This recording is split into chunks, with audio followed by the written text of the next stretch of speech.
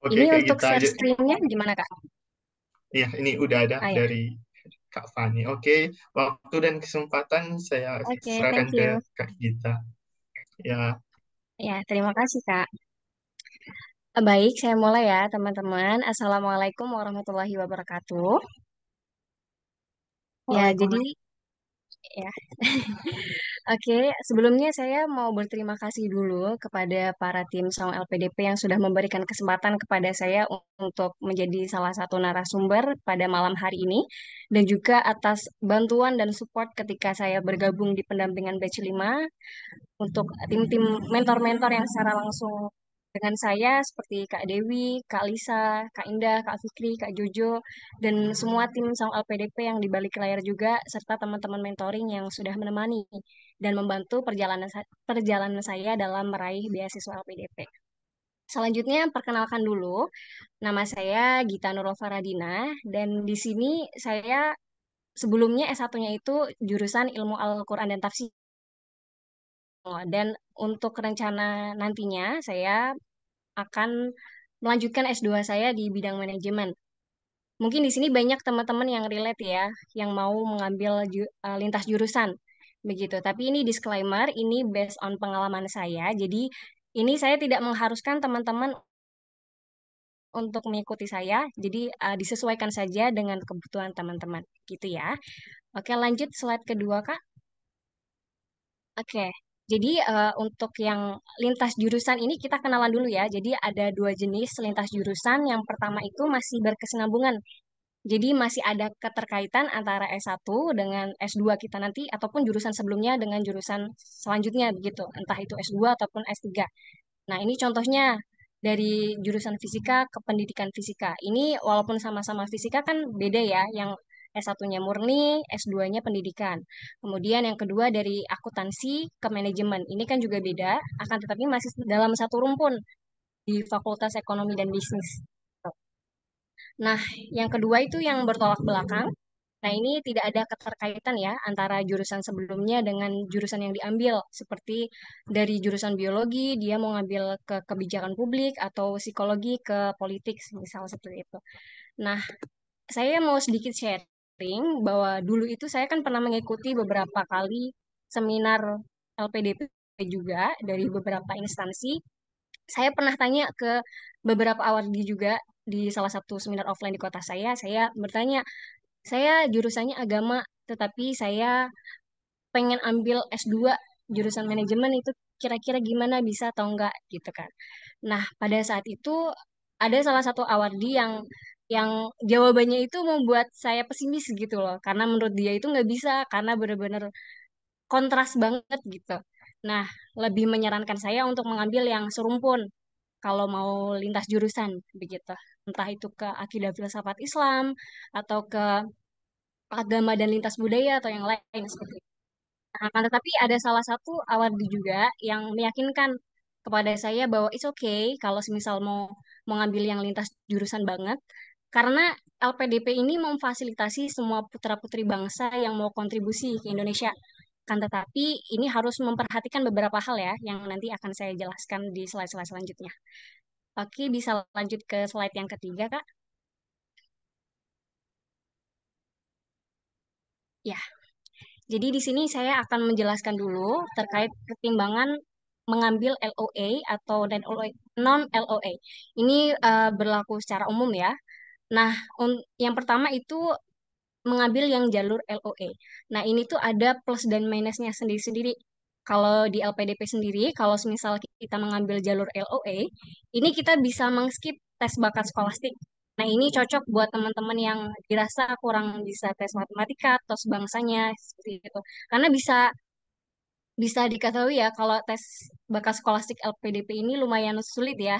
Karena saya kemarin juga pas ngerjain juga saya ngerasanya cukup sulit gitu. Tapi ini bisa dipelajari kok. Jadi kalau misal teman-teman mau yang ikut non LOE dan ikut tes bakat skolastik juga nggak apa-apa begitu. Tapi kalau misal ikut yang jalur jalur LOE kita bisa fokus untuk tes substansinya begitu. Dan plusnya yang lain dengan kita mengambil jalur LOE ini tuh bisa menjadi poin plus terutama untuk kita yang lintas jurusan nih, untuk membuktikan bahwa kita itu capable terhadap disiplin keilmuan yang mau kita ambil. Seperti itu.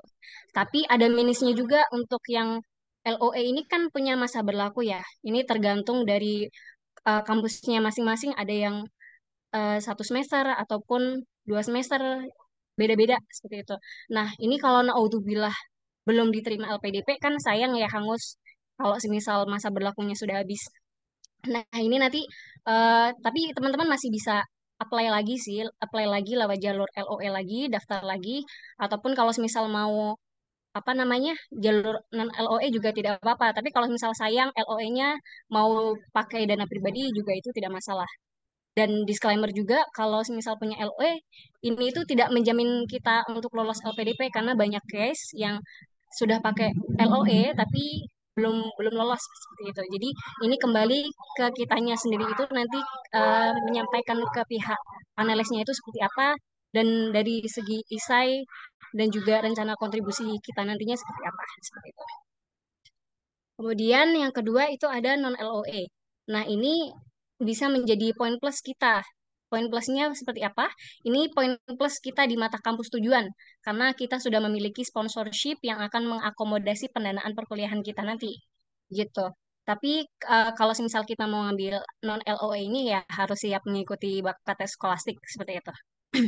Kemudian yang ketiga itu daftar kampus dan beasiswa secara sekaligus, secara simultan. Jadi sembari seleksi administratif ataupun tes bakat skolastik ini bisa sembari mencari LOE gitu karena ini bisa menjadi poin plus karena ketika LOE ini sudah terbit sebelum tes substansi. Ini mohon maaf kalau lumayan berisik ya. Nah, kalau saya sendiri, ini saya memakai metode ini, tetapi tidak sampai memiliki LOE. Jadi, saya baru sampai tahap mengumpulkan berkas administratif dari kampus. Seperti itu. Jadi, untuk kampus UGM ini sendiri, itu kan mewajibkan ada TPA dan juga TOEFL. Yang mana ketika sebelum tes substansi, saya sudah mengumpulkan ini. Yang ini menjadi satu langkah lebih maju lah daripada belum mengumpulkan sama sekali. Seperti itu. Tetapi minusnya kalau misal kita melakukan yang ketiga ini, yang nomor tiga ini kita harus put banyak effort gitu loh. Karena kuliah dan beasiswa kan daftar kuliah dan beasiswa secara bersamaan ya. Jadi harus mempersiapkan TBS, substansi, pendaftaran kampus. Jadi ya apalagi kalau misal sambil kerja ya ini bakal bakal apa ya? Bakal menguras pikiran banget sih. Jadi ini dikembalikan kepada teman-teman disesuaikan dengan kalian gimana gitu. Oke, lanjut Kak, slide yang keempat. Nah, ini untuk yang slide keempat ini kan terkait jalur pendaftaran ya. Yang pertama, ini kan ada banyak sekali ya jalur pendaftaran, ada yang reguler, afirmasi, targeted. Ini disesuaikan dengan background teman-teman. Nah, untuk pendaftar terbanyak itu kan ada di reguler ya. Kalau semisal PNS, TNI, Polri, itu kalian bisa mengambil yang jalur targeted. Atau kalau misal yang outputnya pengen jadi pengusaha nih, bisa mengambil jalur yang kewirausahaan, walaupun itu S1-nya itu berbeda gitu loh. Atau kalau misal yang backgroundnya agama, atau ya sejenis itu, nanti bisa ada juga jalur yang kader ulama, baik itu laki-laki maupun perempuan. Seperti itu. Jadi tiap tiap jalur itu punya passing grade-nya sendiri-sendiri, punya kriterianya sendiri-sendiri, dan tetapi saya dapat info dari salah satu grup bahwa yang menentukan kelulusan LPDP itu yaitu dari nilai yang melebihi passing grade dan juga rekomendasi LPDP. Akan tetapi ada juga yang bilang bahwa ada beberapa kasus yang nilainya itu melebihi passing grade tetapi tidak lolos. Ini kemungkinan karena tidak diberi rekomendasi dari LPDP, tapi ini saya juga kurang tahu ya benarnya seperti apa. Jadi koreksi kalau misal ada yang salah begitu. Jadi untuk standar penilaian LPDP sendiri ini saya kurang paham lah. Jadi ini kembali lagi ke pihak LPDP itu nanti penilaiannya seperti apa. Kemudian yang kedua itu skema pendanaan. Nah, untuk skema pendanaan ini ada dua, full funding dan parsial ya. Nah, full funding kalau untuk yang regu- selain reguler parsial itu tuh semuanya full funding. Jadi yang yang full funding itu jadi meliputi biaya pendanaan, pendanaan living allowance dan juga pendidikan, biaya pendidikan. Begitu. Kalau parsial kita hanya memilih salah satu pendanaan. Begitu. Nah, kalau saya sendiri, ini saya mengambil yang jalur parsial. Begitu. Nah, untuk jalur parsial ini memang banyak orang yang belum tahu ya. Jadi ini saya sedikit ngejelasin. Kalau beasiswa parsial ini kebanyakan diambil oleh orang-orang yang sudah berkali-kali daftar tetapi gagal begitu. Tapi ini saya tidak menyarankan kalau semisal kalian menyerah menyerah gara-gara tidak lolos yang reguler begitu ya. Jadi kalian sesuaikan dengan kebutuhan kalian. Kalau kalian memang tidak terburu-buru untuk kuliah, bisa mengambil jalur yang reguler gitu. Nah, kalau alasan saya kenapa saya milih yang parsial, karena saya itu paham dengan kebutuhan dan kemampuan saya. Jadi eh, saya pahamlah bagaimana fundamental keilmuan saya dan rencana kontribusi saya ke depannya, dan juga saya memang bisa dibilang sedikit terburu-buru lah, bukan terburu-buru ya, pengen cepet-cepet untuk kuliah seperti itu. Dan alhamdulillah orang tua juga masih mendukung untuk living allowance. Jadi kalau teman-teman yang belum terburu-buru atau terutama yang newcomer ya, yang baru mendaftar pertama kali bisa apply yang full funding, yang alhamdulillah kalau lolos bisa dapat pendanaan keduanya seperti itu. Akan tetapi ini saya ada sedikit tips ya buat teman-teman yang semisal nanti mau daftar yang parsial. Intinya tuh jangan memperlihatkan bahwa kita itu tidak pede dengan kemampuan kita untuk lolos yang full funding gitu. Jangan jangan bilang bahwa parsial itu peluangnya lebih besar. Kita bisa menyampaikan alasan yang sesuai dengan LPDP seperti yang dikatakan oleh Pak Dwi Larso selaku Direktur LPDP, bahwa setiap warga Indonesia itu punya berhak untuk mendapat beasiswa LPDP ini. Nah, dengan kita mendaftar beasiswa parsial ini, kita bisa memberikan peluang yang lebih besar kepada pendaftar yang lain karena kita itu hanya mendapatkan separuh dari pendanaan. Seperti itu. Nah, kemudian untuk yang ketiga itu terkait passing grade yang harus kita perhatikan. Bisa dilanjut, Kak, slide-nya? Nah, ini untuk passing grade itu beda-beda ya. Kalau untuk yang batch 2, untuk yang reguler itu 860 dan ini bisa dibaca yang lainnya, dan untuk yang paling rendah itu yang parsial ya 600. Kemudian batch 1 untuk yang reguler itu 1000 passing grade-nya, dan untuk yang paling rendah juga masih di parsial ya 600 juga. Akan tetapi ini eh, tidak bisa menjadi patokan ya. Untuk batch selanjutnya bisa jadi lebih lebih tinggi ataupun lebih rendah begitu, tergantung nanti pendaftarnya banyak atau tidak, karena untuk batch 1 2024 ini yang mendaftar sekitar 20.000. Jadi pastikan teman-teman berpikir berpikir strategis kira-kira jalur mana yang mau kalian ambil yang cocok sama background teman-teman. Seperti itu. Oke, lanjut yang slide ke-6. Oke. Ini eh terkait bahan esai dan wawancara ya.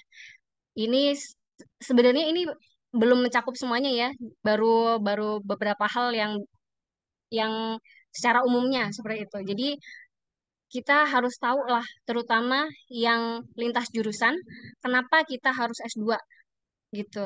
Apalagi untuk yang lintas jurusan yang terlalu terlalu lintas banget, itu tuh harus benar-benar paham lah, karena nanti akan jadi apa ya, sasaran para interviewer nantinya ketika tes substansi. Jadi saya memiliki beberapa kiat-kiat. Yang pertama kita harus paham nih fenomena atau problem sekitar yang yang mana kita tuh capable, kita tuh bisa untuk handling case tersebut. Jadi semisal, ntar dulu deh, lanjut ya. Lanjut dulu. Kemudian yang kedua kita harus cari gap yang membuat kita itu harus S2 gitu. Jadi apa sih yang kurang yang harus yang harus kita penuhi di diri kita untuk kita itu bisa kontribusi untuk menangani case tersebut gitu. Nah, contohnya untuk yang lintas jurusan ya. Misal jurusan awalnya biologi nih, tapi dia punya komunitas self development gitu kan. Jadi ataupun pekerjaan dia itu di bidang self development ataupun ada rencana lah untuk membuat komunitas itu. Nah, ini dilihat nih fenomenanya itu di sekitarnya gimana gitu. Semisal banyak anak-anak anak-anak muda yang belum aware sama dirinya sendiri, masih banyak yang apalah, semisal kayak gitu ya. Nah, kita lihat nih gap yang kurang gitu kan. Gap yang kurang dari diri kita. Semisal karena kita jurusannya sebelumnya biologi, nah harus kita harus menempuh S2 itu karena kita belum punya fundamental dari keilmuan itu gitu. Semisal kita harus mengambil S2 pengembangan SDM atau Human Resource untuk mengembangkan komunitas self development itu. Ini hanya contoh saja ya. Kalau kalau saya karena saya memiliki sertifikasi digital marketing dan saya melihat case di Pekalongan ini itu banyak para pelaku UMKM yang belum melakukan digitalisasi pemasaran seperti itu. Jadi ini yang menjadi problemnya ya. Nah, untuk memecahkan case ini saya perlu S2 karena itu saya belum memiliki fundamental dari keilmuan manajemen itu sendiri karena nanti ketika terjun ke masyarakat itu banyak sekali case-case yang harus diselesaikan gitu. Karena kan one on one mentoring itu kan pasti kasusnya beda-beda ya permasalahannya, entah itu dari segi finansialnya atau entah itu dari segi basic produknya itu seperti apa gitu. Jadi harus paham terkait manajemennya itu seperti apa. Nah, juga eh, ini kalian harus paham ya, benar-benar harus paham baik yang lintas jurusan maupun yang eh, selinier terkait permasalahan ini. eh, Kira-kira harus punya standar, kira-kira nanti eh, kontribusi ini dikatakan sukses itu standarnya apa? Semisal kenaikan dari pemasaran itu sekitar 10%. Jadi make sure ini itu apa ya? Accountable gitu loh, terukur, jangan yang terlalu luas banget. Semisal kayak pengen memajukan Indonesia seperti itu kan terlalu umum banget ya, atau menghilangkan korupsi di Indonesia itu kan terlalu umum banget. Jadi kalau bisa yang kecil-kecil itu malah tidak apa-apa gitu. Jadi yang penting accountable begitu. Kemudian yang kedua itu terkait riset kampus ya. Riset kampus tujuan itu terkait kurikulum, terkait dosen yang sesuai dengan minat kita, kemudian syarat masuk. Kalau untuk manajemen UI itu untuk persyaratan masuknya itu harus kerja selama 2 tahun. Jadi kalau misal belum pernah kerja selama 2 tahun itu tidak bisa mendaftar di UI gitu. Jadi kita harus tahu dulu untuk persyaratan masuknya itu seperti apa. Juga terkait syarat kelulusan kita juga harus dipersiapkan, entah eh, harus cari tahu lah minimal ya, minimal cari tahu terkait syaratnya apa saja, semisal publikasi jurnal, seminar atau apa itu. Kemudian kita juga harus mempersiapkan plan ketika studi ini mau ngapain gitu. Semisal join komunitas apa ataupun jadi asisten dosen atau apa gitu. Jadi nanti kalian cari sendiri ya. Kemudian yang ketiga, ini kita harus memberikan value. Ini yang paling penting sih. Apalagi untuk yang lintas jurusan ini juga penting terkait pengalaman organisasi atau volunteering. Kalau saya sendiri kan ini contohnya ya. Kalau saya kan backgroundnya IAT, akan tetapi ketika saya organisasi di kampus ataupun ketika ikut volunteering, saya sering melakukan pendampingan kepada pelaku UMKM.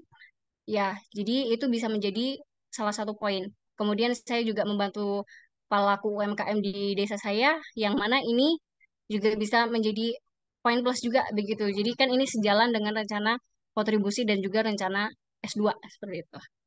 Kemudian yang kedua penghargaan. Ini penghargaan entah itu berupa wisudawan terbaik ataupun duta apa begitu. Jadi ini bisa dijadikan value teman-teman. Kemudian prestasi selama kuliah entah itu juara lomba apa seperti itu. Kemudian pengalaman kerja. Pengalaman kerja ini yang lumayan tricky ya karena untuk yang lintas jurusan ini eh, pasti nanti bakal ditanya nih, apa kaitan pengalaman kerja kamu sekarang dengan rencana studi kamu nanti ataupun rencana kontribusi nanti. Dan juga ini biasanya nanti dikaitkan lagi dengan kaitan ketika S1. Apa sih eh, benang merah dari semua itu? Nah, ini kemarin ketika saya substansi juga menjadi poin yang diincar oleh oleh para interviewer seperti itu. Kemudian yang keempat ini terkait rencana rencana kontribusi.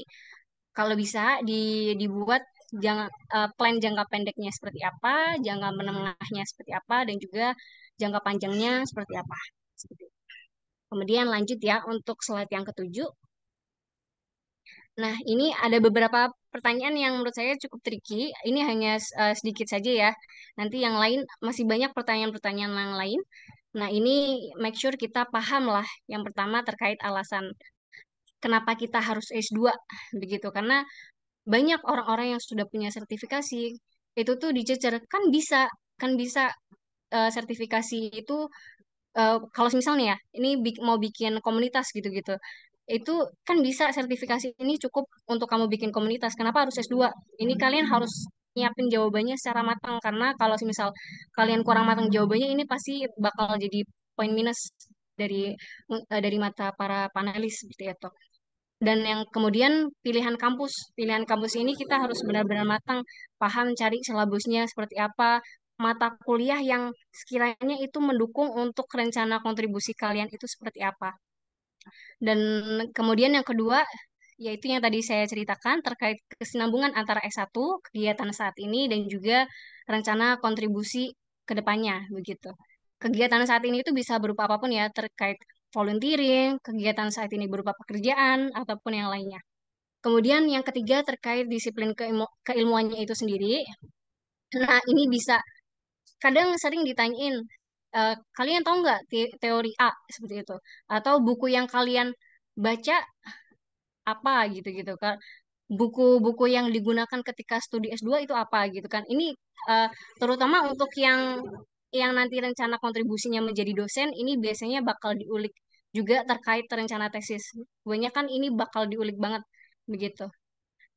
Kemudian yang keempat terkait rencana kontribusi, ya ini harus benar-benar matang ya, karena make sure ini tuh benar-benar apa ya terukur, jangan yang kayak ngawang-ngawang saja. Jadi pastikan ini benar-benar berdampak untuk Indonesia Emas 2020, 2045 dan juga SDGs gitu ya. Kemudian yang kelima terkait kelayakan kita atau pembeda pembeda kita dari calon award yang lain gitu. Jadi kan untuk para pendaftar ini kan pasti punya keunikannya sendiri-sendiri. Kalian harus menemukan apa sih yang membuat kita itu layak untuk mendapatkan beasiswa LPDP ini. Seperti itu. Kemudian lanjut untuk yang slide ke-8, ya ini bisa dibilang penutup ya. Jadi kita harus menikmati kesulitan yang sedang kita jalani sekarang ini dan yakinlah karena di balik kesulitan itu pasti terdapat kemudahan seperti itu. Jadi kan innamal usri yusra itu yang ada di Al-Qur'an seperti itu. Jadi semangat buat teman-teman pendampingan batch 6. Semoga bisa mendapatkan LPDP ini dengan hasil yang maksimal ya, mendapatkan beasiswa LPDP ini. Tapi reminder lagi bahwa penyampaian saya kali ini jangan ditelan mentah-mentah ya teman-teman. Jadi sesuaikan dengan diri kalian, ambil baiknya, buang buruknya. Dan ini saya tutup ya. Saya mohon maaf jika terdapat kesalahan dalam penyampaian materi ini. Terima kasih. Wassalamualaikum warahmatullahi wabarakatuh. Waalaikumsalam warahmatullahi wabarakatuh. Waalaikumsalam. Waalaikumsalam warahmatullahi wabarakatuh. Wah, luar biasa sekali ya. Eh, halo, ini suara saya kedengaran? Ya, Beneran, terdengar, Kak? Kak. Iya, oke. Sorry ya, ini kayaknya laptop saya lagi error, jadi nggak bisa on cam, jadi sorry banget.